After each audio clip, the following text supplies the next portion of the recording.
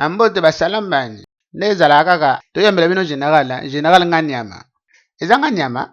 Yango ba komi yako general nganyama. To comprendre sur te general nganyama bimisi ba loi moka opération so yeo kata masasamba. Kata masasamba. Aza bino moko. General, eza bina loi.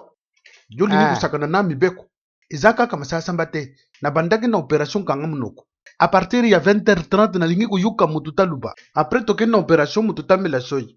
À partir ya 19h. Na ye kubakisa. Kata batala ya zolo na yo na lingi komona ngote. Na mandefu na lingi komona te. Ko kamwa general. Pardon. Na posé question pour bino mboka mamboka.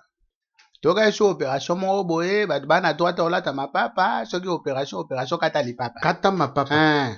Epekisa mili soso kolata mapapa na gondo na gombe. Mutu tokomuna na mapapa tokokanga ya kugendo lia vungule. Me balibane na mindele bubanga teza kaka pona bakongole to nyokola. Kongole aza civil ya chana na za mutu ya kubanga. Yangu muna kake ba mindele tozwaka bango ndenga mususu.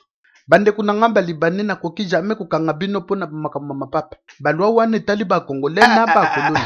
Pardon général, toi na ligne na ba combattant, pardon, na solana na bango na ebite so ba osepela mamu yo lo ba pardon ma. Allo.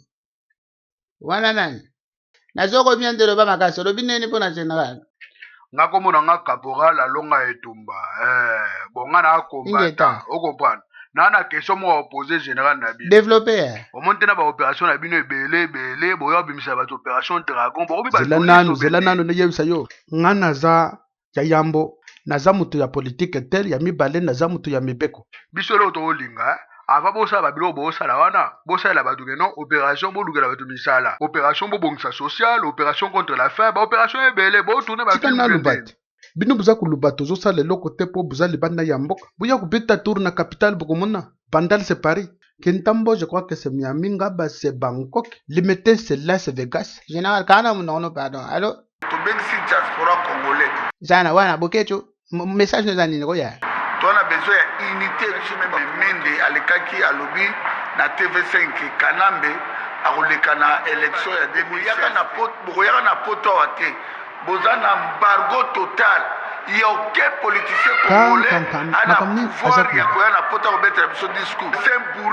c'est retrait jana na pardon général répondre pardon quand ngana yebisi bino ke na samutu ya politique te na samutu ya mibeko soki na lubina ya na poto na ya kubeta taturu na libulo mazengela na kuya na nkoza na mutu mukuta kuya kupekisanga si côté conférence tozolobela makambo ya ba politicien oyo balingi ba mema peuple congolais mais azosala nguna nko ya élection tika loba kan makamni azakuluba bat bazakuluba makamususu zoluba makamu ya chana jusqu'à que biso to se préparer pour na libérer mboka biso kanamba mata mboketu tokati unité